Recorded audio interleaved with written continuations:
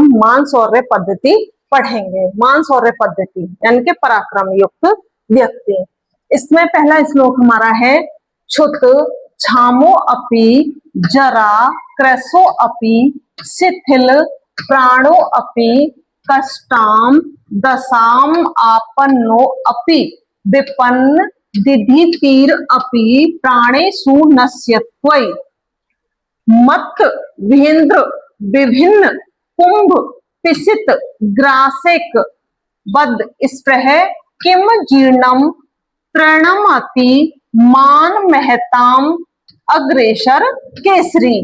ये अब देखिए ये श्लोक है, इसमें प्रसंग क्या है हमारा कि सज्जनों की जो महत्वाकांक्षाएं होती हैं वो महान होती हैं।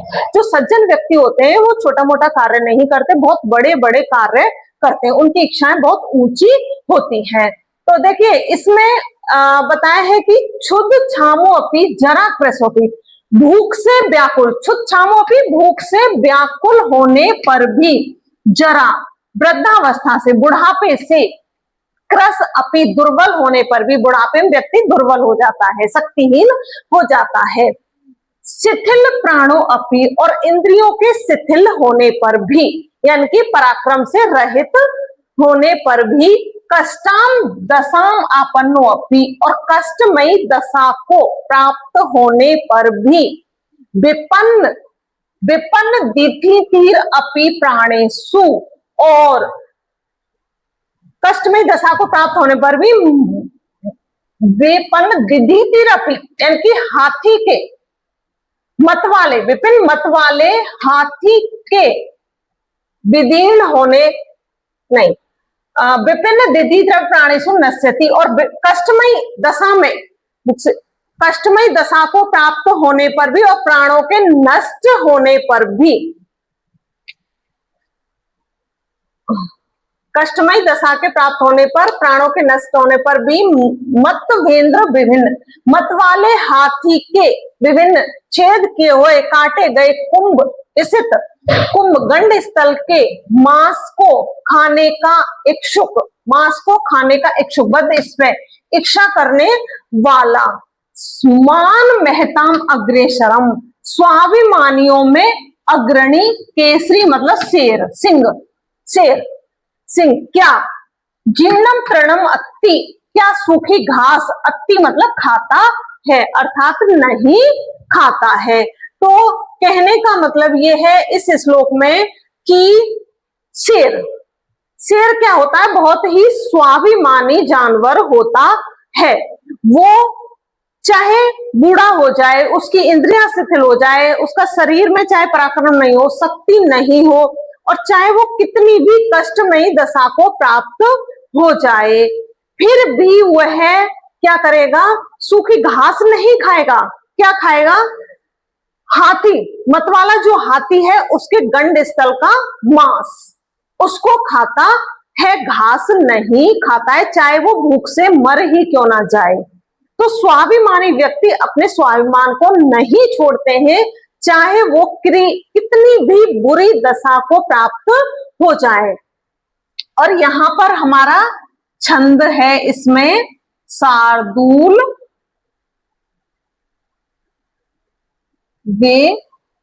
विक्रीडतम, इसमें शार्दूल विक्रीडतम छंद है। तो ये श्लोक हो गया। अब अगला श्लोक करते हैं। स्वल्प स्नायु वसावशेष मलिनम निर्मासम अपि स्तकम स्वालब्ध्वा परितोषमेति न तु तत् तस्य क्षुधा शान्तये। सिंहो जम्बुक अंक आगतमपि त्यक्त्वा निहन्ति द्वीपम सर्व कृच्छ गतु अपि वांछति जन सत्वा अनुरूपम फलम। यह कह रहा है कि महान व्यक्ति अपने कार्य के अनुसार ही फल की इच्छा करते हैं, मतलब अपने कार्य के अनुसार ही इच्छित फल प्राप्त करते हैं। जितना व्यक्ति महान होगा, स्वाभिमानी होगा, शक्तिशाली होगा, वो उसी के अनुसार फल प्राप्त करने की इच्छा करता है। तो यहाँ पर भी हमें शेर से ही उदाहरण दिया है। देखिए स्वल्प स्नायु या कुत्ता और शेर दो तरह के उसका बताया है कि स्वा जो कुत्ता होता है, स्वा मतलब कुत्ता।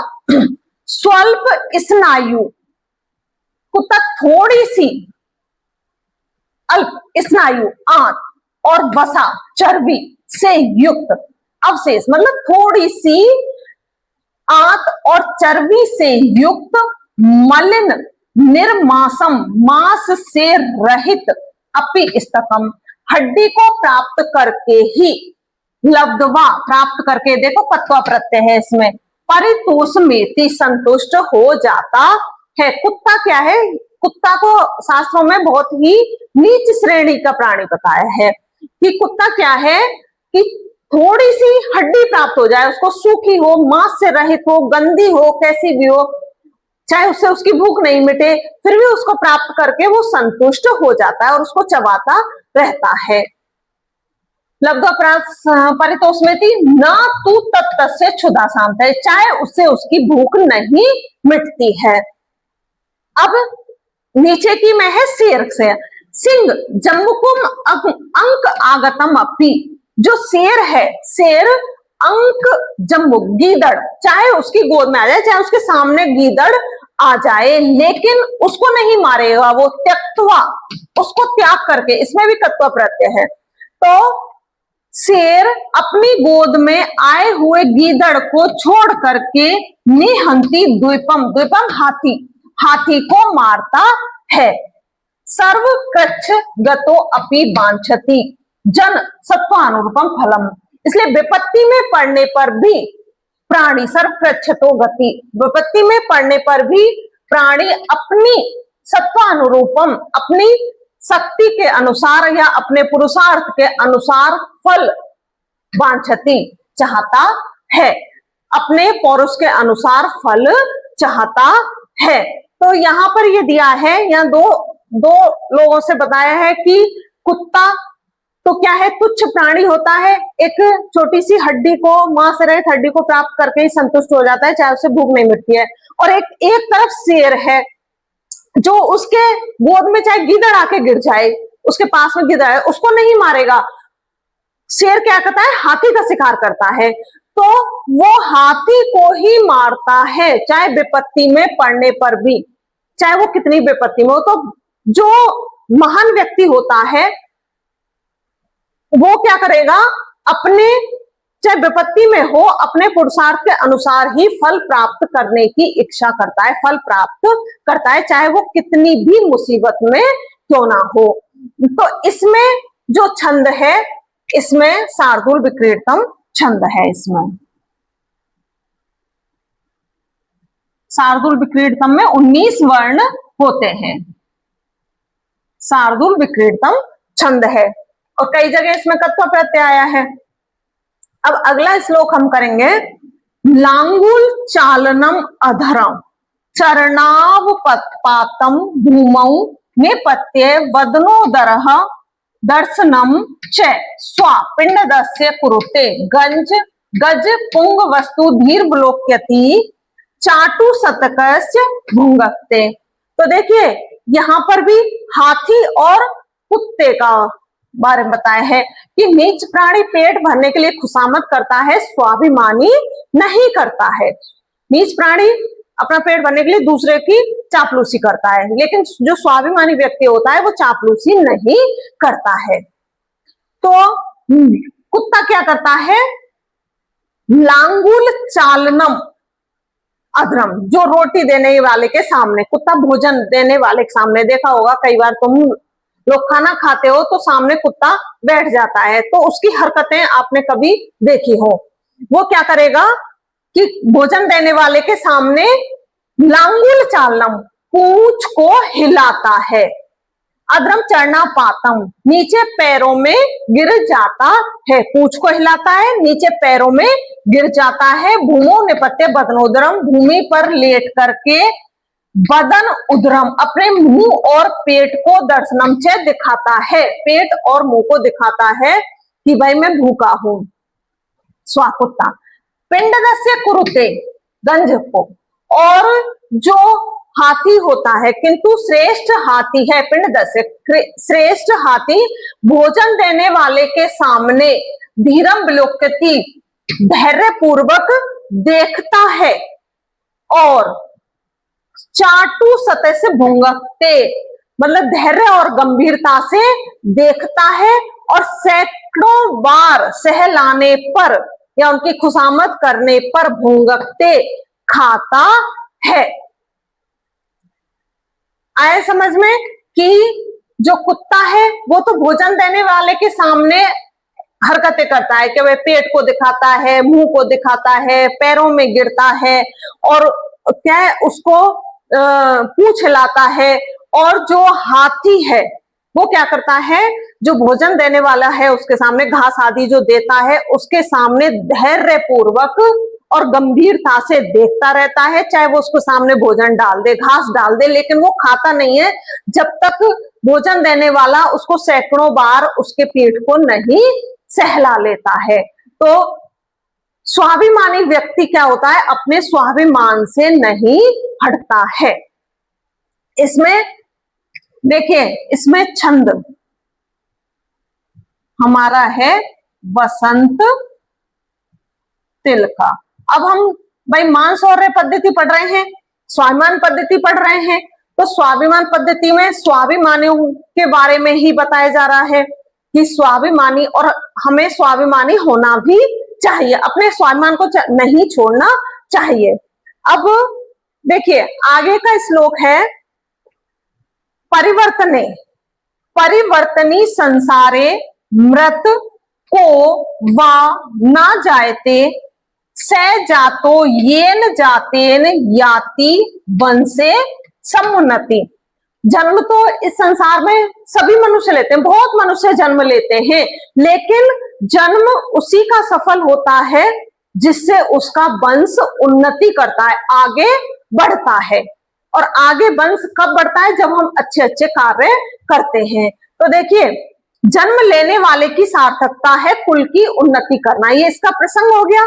अब इसका अर्थ क्या है कि परिवर्तनीय संसारे, परिवर्तनशील संसार में को वाना मृत, कौन नहीं मरता है और कौन आ जाए थे, कौन नहीं पैदा होता है। ये तो संसार परिवर्तनशील है, भाई जिसका जन्म हुआ है उसकी मृत्यु अवश्य होगी, जिसकी मृत्यु हुई है उसका जन्म अवश्य होगा। लेकिन से जातो ये न जाते नहीं आती, लेकिन वास्तव में वही जन्म लेता है। ये न जातो से वास्तव में जाते नहीं आती, वही जन्म लेता है जिसके जाते जन्म से याति वंशे, उसका कुल या वंश जन्म से, अच्छा जिसके जन्म से उसका वंश उन्नति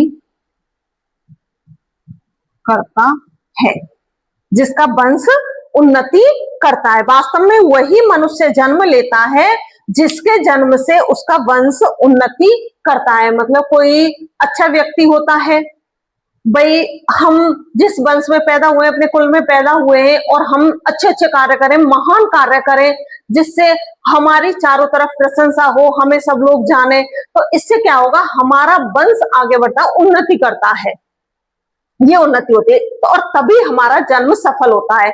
और बहुत मनुष्य ऐसे होते हैं जो पैदा होते हैं लेकिन कोई भी अच्छा कार्य नहीं करते, कोई चोरी करता है, कोई मारपीट करता है, कोई हत्या करता है, कोई नशा करके रहता है। तो इनसे क्या होता है, ये अपने कुल को खत्म कर देते हैं, अपने वंश को वही खत्म कर देते हैं, क्योंकि उनसे उनका वंश उन्नति नहीं करता, उनका अपमान ही होता है। उनके जो मनुष्य बुरे कार्य करता है उससे उसके वंश का भी अपमान होता है। तो हमें अच्छे कार्य करके अपने जो वंश है, उस कुल है, उसकी उन्नति करनी चाहिए।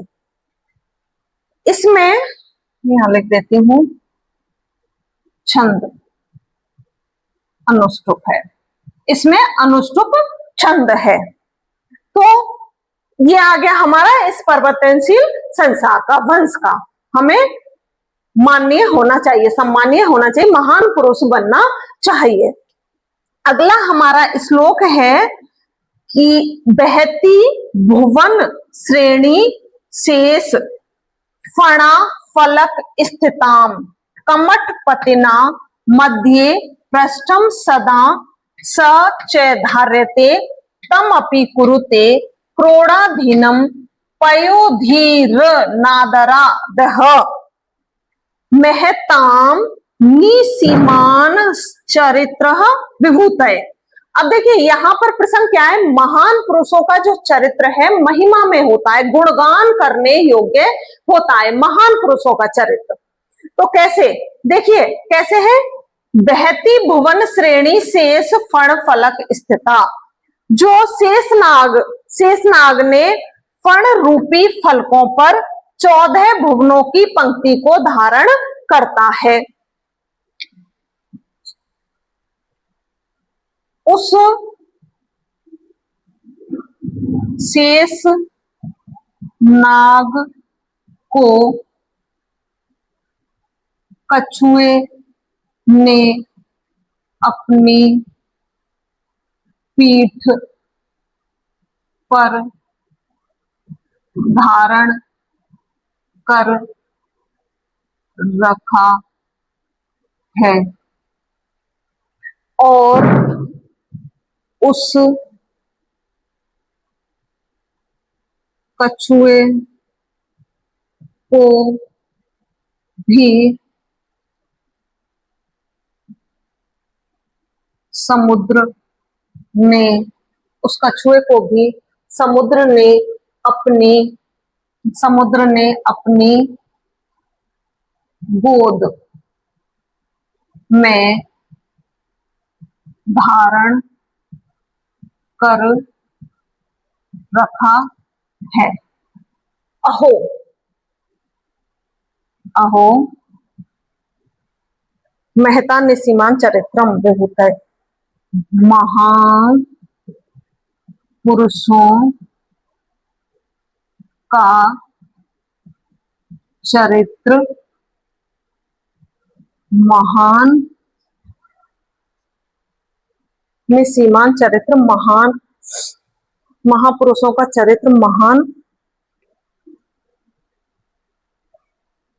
होता है, महापुरुषों का चरित्र महान होता है। देखिए इसमें उदाहरण हमारे 14 लोक होते हैं, 7 लोक हमारे स्वर्ग ऊपर हैं स्वर्ग लोक में और 7 लोक हमारे समुद्र के नीचे हैं। तो हमारे जो 14 लोक हैं उनमें से उनको क्या कर रखा है, जो शेषनाग है समुद्र में है, उसने बहती भुवन श्रेणी शेष फणा फलक स्थिता। शेषनाग ने फण फलक स्थिता, फण रूपी फलकों को बहती भुवन श्रेणी यानी कि 14, हालांकि मैंने 14 लिखे हैं, इसको 14 भुवनों की पंक्ति को बहती धारण करता है। तो शेषनाग अपने फण रूपी फलक पर जो 14 भुवन है, ये हमारी पृथ्वी है, भूमि है, इसको अपने फलों पर धारण कर रखा है। उस शेषनाग को भी कमठपतिना कच्छप कछुआ होता है कमठपतिना, कछुए ने मध्य पृष्ठे अपनी पीठ पर सदा चैधार रहते, अपनी पीठ पर धारण कर रखा है। तमपि क्रुते, उसको भी क्रोणाधीन पयोधी नादरा, उसको भी, उस कछुए को भी जो समुद्र है उसने अपनी क्रोड़ा अधीन, क्रोड़ा मतलब गोद में धारण कर रखा है। उस कछुए को भी समुद्र ने अपनी गोद में धारण कर रखा है। महताम निसीमान, जो महान पुरुष होते हैं उनका चरित्र महान होता है, उनका जो चरित्र और वैभव है, चरित्र महान होता है, उनका वैभव, उनका चरित्र और वैभव, चरित्र और वैभव असीमित होता है, उनका वैभव चरित्र असीमित होता है। तो देखिए सबसे महान कौन हुआ इस श्लोक में, समुद्र हमारा सबसे महान हुआ। भाई पहले तो महान हुआ हमारा शेषनाग जिसने अपने फनों पर 14 लोगों को धारण कर रखा है। फिर उससे भी महान हुआ कछुआ, इतने सारे भार को उस कछुए ने अपनी पीठ पर धारण कर रखा है। अब उससे भी महान हुआ समुद्र, क्योंकि समुद्र ने इन सब को अपनी गोद में धारण कर रखा है। तो इसलिए ये हमारी मानसरोवर में महान जो पुरुष होते हैं उनकी महिमा और चरित्र तो अवर्णनीय होते हैं। तो ये हो गया हमारा। अब आगे हम और श्लोक करेंगे। नमो